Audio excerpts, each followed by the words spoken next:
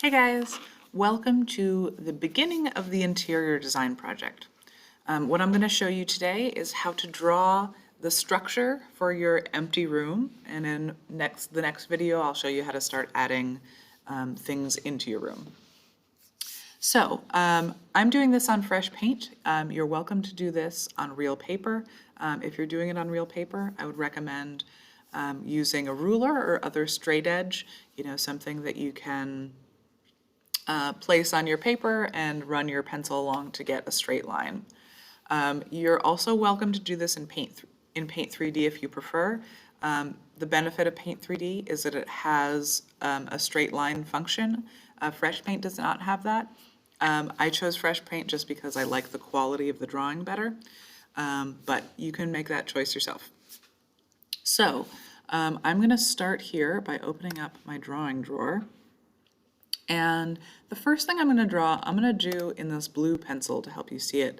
The first thing I need is a vanishing point. So I'm going to draw a dot in the middle of my page, right? So it's in the middle, side to side, but it's closer to the top than to the bottom. This is kind of the most common place to put your vanishing point. Doesn't mean you can't put it somewhere else, but this is kind of a traditional viewpoint. When you change where the vanishing point is, it changes the perspective, like the angle from which you're looking at the room, right? So if you put it at the bottom of the page, it would be like a mouse on the floor looking up at the room. And if you put it way at the top, it would be more like a spider hanging in the corner of the ceiling looking down at the room. So that's where I'm putting my vanishing point. I'm going to switch to my gray pencil, and I'm going to draw a rectangle around my vanishing point. I'm going to do my best to keep these straight lines.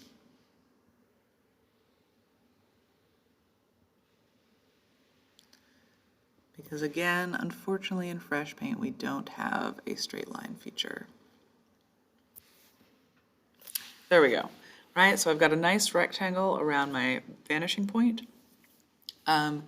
This is a good size, right? If you make a really small rectangle, your room will look like it's very large and long, like a hallway.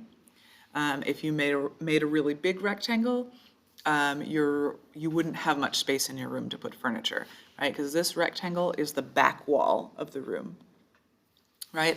And so what I call this wall and any other objects in the room that are square or rectangular that are facing the viewer, we're going to call that front facing, right? So this is my front facing wall. Now I'm going to use my vanishing point to draw receding lines. So receding lines are the edges of shapes that are going away from us, right? So we're using perspective to show the way that things get smaller as they get further away from us. So anytime we're drawing something that is closer to us in one place and further from us in another place, we're using receding lines to the vanishing point. So if you're standing in a room, right, the back wall, this wall that we've already drawn, that's just flat, right? It's facing you. There isn't one part of it that's further away and one part of it that's closer to you. It's all just even, right? But the walls on the sides, right? I've got a wall right here that's pretty close to me, and then over in the corner, it's much further away. So those are receding lines, right? So we're going to use this vanishing point. I'm going to make a straight line from the vanishing point through the corner of the rectangle I drew and off the page. You're aiming for the corner of the rectangle as precisely as you can. It doesn't matter where it lands on the page, right? You're not aiming for the corner of the page. You're just aiming for the corner of that rectangle and then continuing it straight off the page. So one trick I've got for you, if you are using Fresh Paint for getting straight lines, if you have a folder, a magazine, a notebook, any kind of straight edge. It has to be thicker than a single piece of paper. But you could put this directly on your screen to help you get a straight line, and you can trace over it with your finger. So I'm going to line this up from my vanishing point to my corner. You have to give it a little bit of space. And I'm going to run my finger along the edge. All right, I didn't give it quite enough space for that corner. So again, I'm trying to get it right through that corner.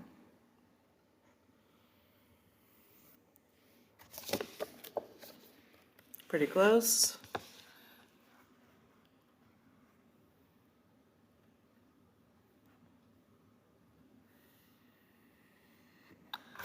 There we go. All right, so I'm lining up this magazine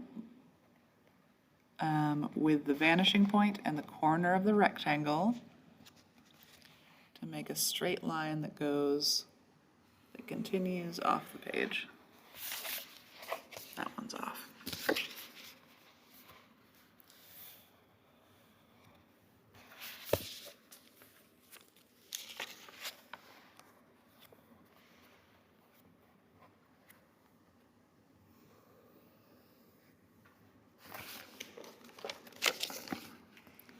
All right, and again, you can do this freehand. If you're doing it freehand, you're going to want to draw kind of slowly, really try to keep it straight.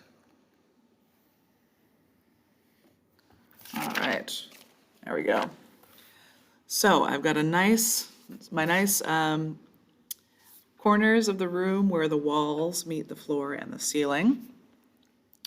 I'm going to now take my eraser and erase the X in the middle. We don't need that. And if you're wondering, why do I have to draw those lines if I'm just going to erase them? It's to help you get the right angles. Once you've been using one-point perspective a lot, you might be able to forgo drawing the lines all the way to the vanishing point. If you can see that kind of invisible line that connects the corner to the vanishing point.